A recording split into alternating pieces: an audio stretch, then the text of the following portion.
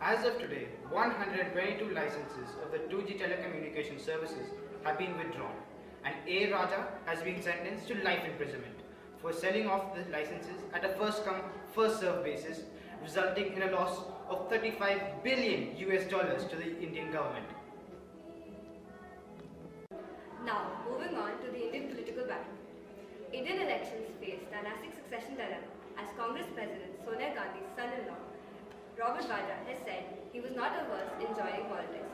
On the other hand, Priyanka Gandhi downplays the comment, saying it may have been the answer to the media's twisted question.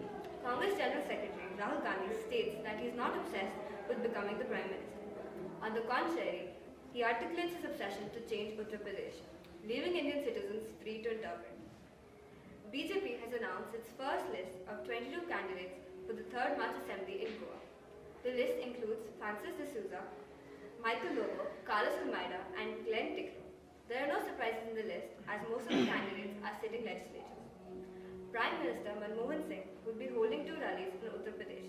While the places have not yet been identified, one will be in eastern Uttar Pradesh and the other in western part of the state. That's it for the political era. As of yesterday, Sahara India Parivar has walked out of the sponsorship deal with the Indian cricket team. Why? Because of the poor performance in Australia and of a misunderstanding between the BCCI and the Sahara India Parivar.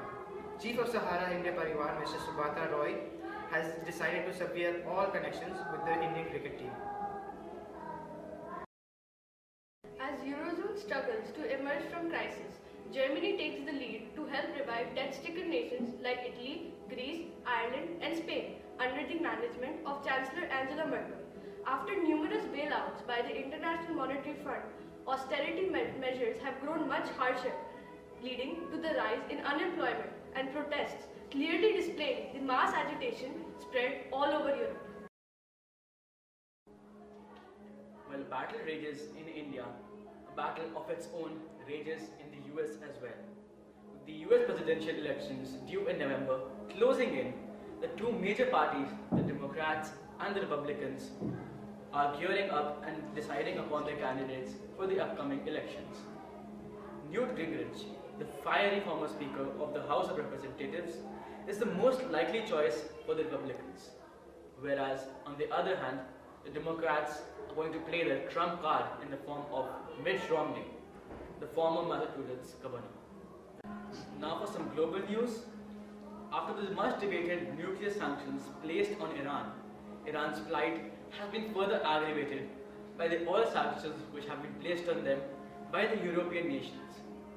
These sanctions prohibit Iran from exporting crude oil and thus deprives them of half of their economy.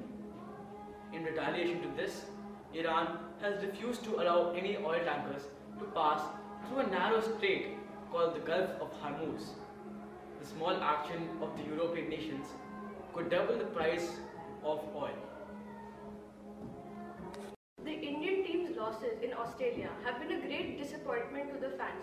In addition to that, one of India's best all-rounders, Yuvraj Singh, has been diagnosed with lung cancer to make matters even worse. Now, moving on to the weather report. New Delhi can be in for light showers with cloudy skies. Temperatures will remain fairly low, ranging from 6 degrees Celsius to 19 degrees Celsius. The day could be quite humid, up to 58%, which is the highest this